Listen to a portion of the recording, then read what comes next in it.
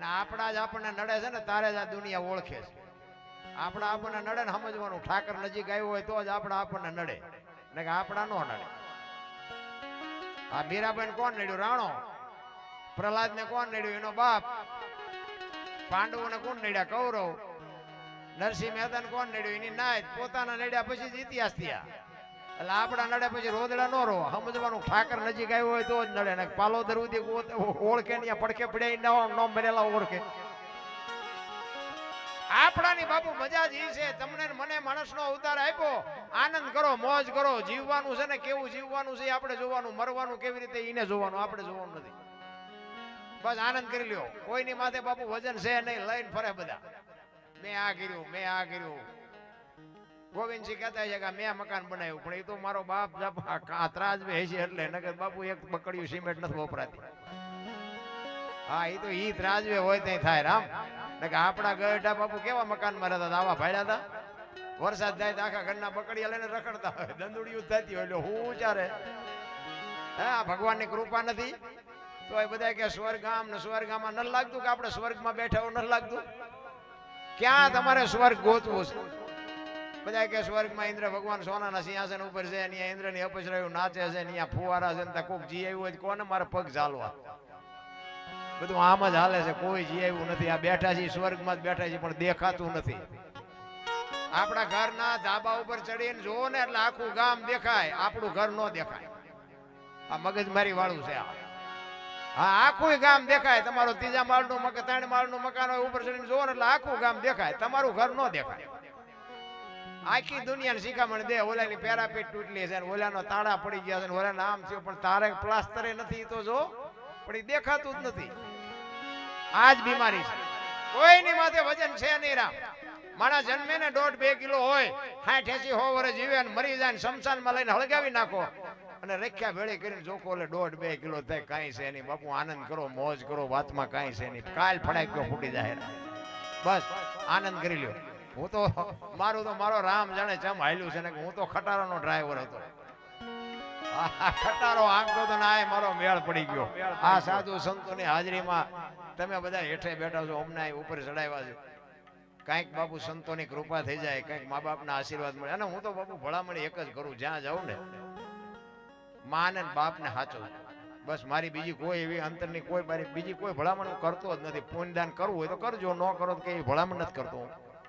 પણ મારી એક હાથ જોડે વિનંતી કે બાપુ મા બાપ જેવા હોય એવા પણ મા ને બાપ ને બાપુ સાચો.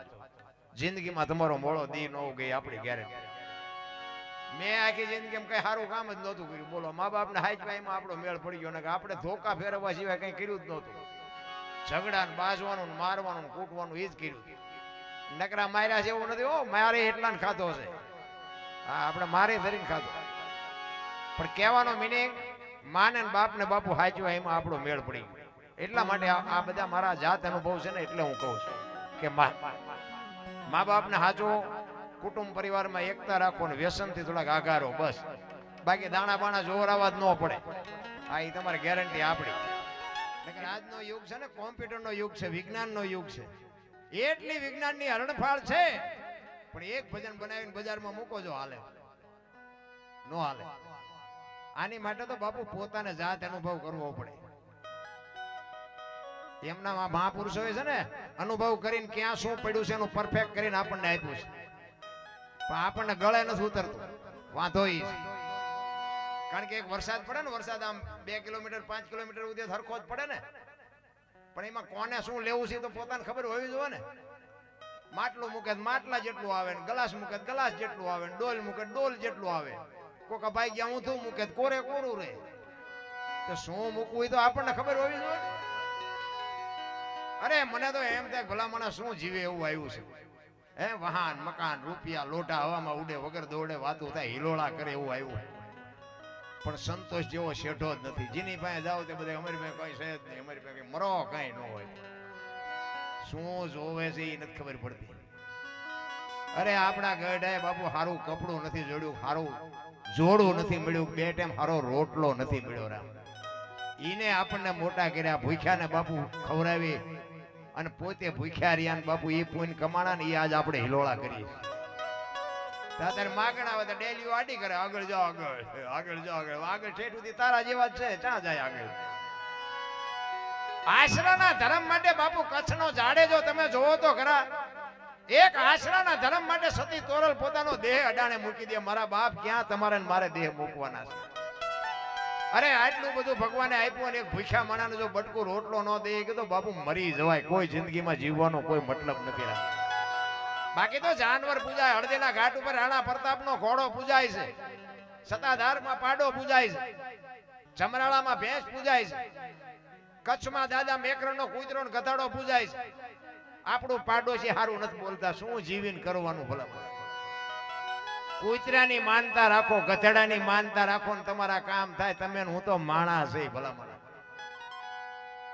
અરે શું ભલામણ આપણી સંસ્કૃતિની પથારી ફેરવી નાખી. સંસ્કૃતિ હમણાં ભાઈ કહેતા હતા ને કે સાધુ મથે છે, સાહિત્યકારો મથે છે.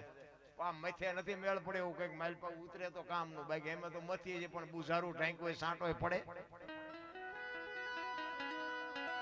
આ એમ નામ પડે એવું નથી બાપુ. એ તો અંદરની વેદના હોવી જોઈએ, ચિત્તની શાંતિ, મનની પ્રશંસા, દિલની દાતારી, ગુમડાની રૂજ અને ટાઢિયા તાવની ટાઢ, એટલું માલકોરથી આવવું જોઈએ. ભજનનું છે ને સમજાય એવું છે જ નહીં. અને જો તમે સમજી જાઓ તો અમને બોલાવો નહીં ને, એટલે સમજાય બમજાય નહીં, તમે તાર મજા કરો. કારણ કે આ ભજનનું કેવું છે, ગુમડું હોય ને ગુમડું, એને દવા લગાડવાની હોય ઉપરથી, મટે માઇલ પાઈથી. હશે હું છું એટલે નથી સમજાતું. આ તો કોક એવા સદગુરુ મહારાજની બાપુ કોઈ સંતનો શેડો અડી જાય ને તો મેળ પડે એવું છે. બાકી ભજન ભજન જય ભગવાન, મજા આવી એટલું કરો. ભારે મજા આવી, ભારે મજા. ઓલે એક ગણપતિની સાખી છે ને, તમે બધા સાંભળી છે. ગૌરી તમારા પુત્રને મધુરા સમરે મોર, દીના સમરે વાણિયા, રાતના સમરે ચોર. આવે ને બધા સાંભળી છે. તો હું તમને બધાને પૂછું છું કે સાખીમાં એમ કહે છે કે ગૌરી તમારા પુત્રને મધુરા સમરે મોર, તો એ ગણપતિના મોર ને સંબંધ શું, હવું શું થાય? મોર ને ગણપતિ ને બેન અહીંયા ભેગા ચમ કર્યા? આનું મંથન ન કરો ને તમારી બાપુ મજા જ ન આવજો. ભજનમાં બેઠા હોય ને ચા ની જરૂર ન પડે અને બંગાવું ન આવે, સૂરજ નારાયણ ઉગે જો ભજનમાં બેઠા હોય તો. મંથન કરવાની જરૂર છે ભજનમાં. એ છે ને ગૌરી તમારા પુત્રને મધુરા સમરે મોર, એમ છે જ નહીં. તોય બધા ગાય છે ને બધા માથા હલાવે છે, બરોબર એમ નથી. ખરેખર શું છે, ગૌરી તમારા પુત્રને સૌથી સમરીએ મોર. આ 33 કરોડ દેવ છે ને, એમાં તારા દીકરાને આખી દુનિયા પેલા, તારા દીકરાને પેલા સમરીએ, સૌથી સમરીએ મોર. તા બધા અહીંયા મોરલો ગોઠવી દીધો. તોય બધા આયા આજ કરે છે. ભજન ભજન એમ નામ ન સમજાય, તો માથે ધણી હોય તો સમજાય.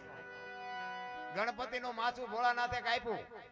ભોળાનાથનો દીકરો ગણપતિ, ભોળાનાથે કે માથું કાપ્યું ને હાથીનું લગાડ્યું. આપણે ફોટામાં જોઈએ ને, સાચી વાત જ હોય ને તો જ હાલે ને. અત્યાર સુધી હાલ્યું છે કઈ ખોટું ન હોય. પણ હું કહેવા એ માંગુ છું કે ભોળાનાથે કાપ્યું અને હાથીનું લગાડ્યું, તો ઓલું કાપ્યું થી યાદ નહીં પડ્યું હોય? હાથીનું કાપીને ચોટાડી શકે તો ઓલું પડ્યું એ ન ચોટાડી શકે? ચમ નહીં ચોટાડ્યું હોય? ચોટાડ્યું છે હાથીનું, તે 100% ની વાત. અહીંયા હાથીનું માથું ફિટ થાય તમને કેમ લાગે? આવડું હોય, આ 4 આંગળની જગ્યા છે, ફિટ થાય છે? 100% સાચું. હાથી નોટ લગાડ્યું છે. આપણા ચકડા ગઈ ગયા છે. આ બુદ્ધિનો વિજ્ઞાનનો વિષય નથી, લખવું હોય તો લખી લેજો. આ કોઈ યુનિવર્સિટીમાં કોઈ કોલેજમાં ભણાવતું નથી. આની માટે તો બાપુ કોઈક એવો સંતની જરૂર પડે. અને સંત બાપુ જો સંતનો શેડો અડે ને તો જ આ દુનિયામાં તમને મને સમજાય, બાકી સમજાય બમજાય નહીં. ઘણા એમને એમ કે તમે 2-2 લાખ રૂપિયા લો છો, 2-2 લાખ નું શું તમે કરો છો? મેં કીધું તો તને બેટા મારા આમાં કઈ હુજ પડે છે? ઈ નથી હુજ પડતી ને, એના અમને દે છે. એમ નામ નથી રૂપાળા જોઈને દઈ દેતા. સાંભળવું છે, સમજવું છે, દુનિયાને સાચું જોવે છે, નથી જોતું એવી વાત નથી. સાચું કોઈને કહેવું નથી. મુદ્દો ઈ છે. આ વાણી છે ને હરભુજી, રામદેવજી બાપાના માસીના દીકરા ભાઈ થાય. હરભુજીને હૈયે હરખ અપાર ઘોડલા ચરમતા દીઠા રામા પીરના. ક્યારે ભજન બનેલું? રામદેવજી બાપા ને જયારે સ્વધામ જવાનો સમય થયો ને, ત્યારે એમને કુટુંબ પરિવારને ભેગું કર્યું અને કીધું કે ભાઈ મારો હવે સમય થઈ ગયો અને મારી બધી તૈયારી કરો, પણ એક મારે તમને ભલામણ કરવાની છે કે મારી સમાધિ લેવાઈ ગયા પછી બ્રહ્મા વિષ્ણુ મહેશ આવીને કદાચ એમ કહે કે આ રામદેવજી મળ્યા હતા, તોય તમારે સમાધિ ખોલવાની વાત ન કરતા. દુનિયા ગમે કે અને આપણા કોળમાં ત્રીજી પેઢીએ પીર પાકશે, મારું તમને વચન છે. અને આ વાત રામદેવજી બાપાએ પોતાના પરિવારને શું કામ કીધું કે હરભુજીને વચન આપ્યું હતું રામદેવજી બાપાએ કે હું તમને મળ્યા સિવાયનો જઈશ નહીં. અને એમને એમ થયું મારી સમાધિ લીધા પછી મારે હરભુજીને મળવું પડે અને આ સમાજને જો ખબર પડશે કે રામદેવજી બાપા હરભુજીને મળ્યા તો આમને શંકા જાગશે. એટલા માટે બાપુ એમને પહેલા ચેતવા સમાધિને ખોદવાની વાત ન કરતા. બધા સહમત થયા, બધું કાર્ય પરિપૂર્ણ થઈ ગયું અને આ વાત ઉડતી ઉડતી બાપુ હરભુજીના કાને પડી કે રામદેવજી બાપા સોધામ વૈયા ગયા. હરભુજી માનતા નથી. એ કે વાત ખોટી. એ કે એ તો વચનનો સિદ્ધ માણસ છે બાપુ, વચનનો પાકો માણસ. મને કીધું મળ્યા સિવાય નહીં જાઉં, કોઈ દી જાય જ નહીં. કોકે કીધું કે પણ અમે ન્યા જ હતા. એ કે વાત બધી બરોબર, પણ હું અહીંયા જાઉં અને પાકું કરું પછી એ વાત માનું, ત્યાં સુધી ન માનું. ત્યાંથી બાપુ ઘોડે ચડ્યા હરભુજીઓ, બગાડ ધાટ કરતો બાપુ રણુજા બાજુ ગાડો ઘોડાને વેતો કર્યો અને રણુજાનો જ્યાં સીમાડો આવ્યો ને બાપુ, અહીંયા રામદેવજી બાપા ના ઘોડા ચરે છે. રામદેવજી બાપા ઝાડવાના સાંયે બેઠા છે. અહીંયા હરભુજી આ વાણી કરેલી કે હરભુજીને હૈયે હરખ અપાર ઘોડલા ચરમતા દીઠા રામા પીરના. અહીંયા બે જણા ભેટ્યા, બે જણા રામ રામ કર્યા અને હરભુજી કહે છે રામદેવજીને કે મેં તો આવી વાત સાંભળી હતી. એટલે રામદેવજી બાપાએ વાતનો ગોળો ટોળો કરી નાખ્યો. ભાઈ આ તો જગત છે, ગમે એ વાત કરે. બે આપણે કહુંબો નથી પીધો, કહુંબો બનાવી કે ઘણા ટાઈમથી આપણે કહુંબો નથી પીધો. એ ઓલી વાત ભૂલવાડી દીધી અને બે કહુંબો પીધો. અને પછી જે સમાધિમાં મૂકેલી વસ્તુ રતન કટોરો, અમલની ડાબલી, વીરગેડીઓ અને પામરી, આ બધી વસ્તુ જે મૂકી હતી એ વસ્તુ બાપુ રામદેવજી બાપાએ હરભુજીને આપી અને કીધું કે તમે ગામમાં જાઓ, અત્યારે હું નથી આવતો. અને ત્યાંથી હરભુજી ગામમાં આવ્યા. એ ડાયરો શોકગ્રસ્ત બાપુ ચોરે બેઠો હતો. બધા વિચાર કરે કે ભાઈ જો ભાઈ વિવેકોના ઘોડા ઉપર બેન હાલ્યો હોવાની શરમ નહીં આવતી હોય. અહીંયા આવીને કે શું આ બધા બેઠા છો? કરે શું ગાંડા જેવી વાત કરે કે રામદેવજી બાપા વિયાઈ ગયા 3 દી થયા. હરભુજી દાંત મીડિયા કાઢવાય કે પણ રામદેવજી બાપા તટાણે મને સીમાડે ભેગા થયા. તો કે આખું ગામ ખોટું તું સાચો. અને પછી આ બાપુ અમલની ડાબલીની વીર ગેડીઓને બતાવ્યું કે પણ આ મને રામદેવજી બાપાએ અત્યારે જ આપ્યું. અને શંકા જાગી. આપણે સમાધિ દઈને આવતા રહ્યા પછી કે માથું મારી નીકળી ગયેલા, હાલો કે ખોદવા જાવ. મેં હમણાં કીધું એમાં આપણા જ નથી સમજી ગયા. અહીંયા ગયા ને ખોદવાની તૈયારી કરીને આકાશવાણી થઈ ગઈ, મેં તમને શું કીધું? હવે આ કાયમ દુકાળ પડશે ને હવે હું જઉં છું સૌરાષ્ટ્રમાં. પહેલું પેલાનું બાપુ આપણું પાળિયાદ ને ગેબીનાથ. આજે એક ગામ એવું નહીં હોય કે રામદેવજીનું મંદિર ન હોય, રામદેવજીનું મંડળ ન હોય, રામદેવજીનો નેજો નો ફરક તો બાપુ એવડી આપણા માથે કચ્છ કાઠિયાવાડ ને સૌરાષ્ટ્ર માથે બાપુ એવડી કૃપા થઈ ગઈ. નકર ઈ જે રાજસ્થાનમાં ઈ રામદેવજી બાપાની વાત જો કુટુંબ પરિવાર માન્યું હોત તો આજ રાજસ્થાન હોનાનું હોત. મારા રામદેવજી બાપા અહીંયા બાપુ આવતા રહ્યા અને પછી બાપુ અહીંયા તો જે હોય જાતા હોય જાયજો. હું કોઈ ના નથી પાડતો, એક વખત હું જઈ આવ્યો. બાકી અહીંની જે મજા છે ને, જો કે બધાને બહારનો જ વધારે મોહ છે. હરિદ્વાર વાળા કે દ્વારિકા જવું, સોમનાથ વાળા કે પાવાગઢ જવું, તો સાચું ક્યાં છે? ગામનો રામજી મંદિરનો પૂજારી એકલો એકલો ટોકરી વગાડતો હોય. એટલે પણ આને જો ને 360 દી મંદિર ચોખ્ખું રાખે એ કોઈને દેખાતું જ નથી. ઓલા પણ તતાણ દી લાઈનમાં ઉભા રહે પછી પાછા વીઆઈપી દર્શન કરવા લઈ જાય. ઓલા 500 ગુડાવી. એટલે પણ આ ગામના રામજી મંદિરના 25 રૂપિયા તો દો, અહીંયા 500 દો છો. પણ આ હુંતું જ નથી. સત્ય તો સત્ય જ હોય મારા રામ. જો આપણા ગામમાં રામજી મંદિર બનાવ્યું છે એ ખોટું છે? અને અહીંયા આપણે જઈએ છીએ તો આપણને મૂર્તિ શું આપણી વાતો કરે છે? મેં તો ખટારો આંકો આખી દુનિયા રખડી આવ્યો, બાકી વાતમાં કાંઈ છે નહીં. ભલે દુનિયા જોવા જેવી છે, જાવ ખરા આંટો મારો, બાકી મળે કાંઈ નહીં. આ લખવું હોય તો લખી લે. અમે તો ગોકુળમાં ગયા હતા. ગોકુળમાં આંટો મારો તો એક બાપુ બેઠા હતા. અમે 4-5 ભાઈ બંધ હતા ને, કે બેસી જાઓ. એમ બધા બેસી ગયા. એ કે 100 રૂપિયા લાવો. મેં સીના. એ કે કાનુડાને હિસકો નાખવા. મેં કીધું અમારા 100 રૂપિયા બગડે, કાનુડા ની નીંદર બગડે, ભલે હું તો. ઈ કે નાસ્તિક લાગો. મેં નાસ્તિક છે તેમાં કાનુડો દ્વારકા આવ્યો. આ કઈ છે નહીં, કાનુડો તમારી ભેગો છે. આ તમે આટો મારવા આવ્યા છે. આવીને આવી દુકાનો નાખીને બેઠા બધા. અહીંયા છે ને પૈસા ગણવાના માણા રાખવા પડે. તમે ન જોયું હોય સરખો આંટો મારીને જોઈ લેજો. અને આપણે જો બધા એનો એટલે બધા નો જાતા હોય ને એટલું નો દેતા હોય ને તો અહીંયા તો બાપુ ભૂખ કડાકા બોલાવે. આપણે બધા ઓલા ગંગાજીમાં પૈસા નાખે કે ગંગા માં છે ને પૈસા નાખે, અહીંયા ઓલા લુગડા વગરના છોકરા ધૂપકા મારી મારીને મેલપે પૈસા વીણે છે. બોલો આપણે અહીં કે ગંગાજીમાં નાઈ લઈએ એટલે પાપ બળી જાય, તો અહીંયા રોજ ધૂપકા મારતા છે ને પાપ જ નહીં લાગતું હોય ને.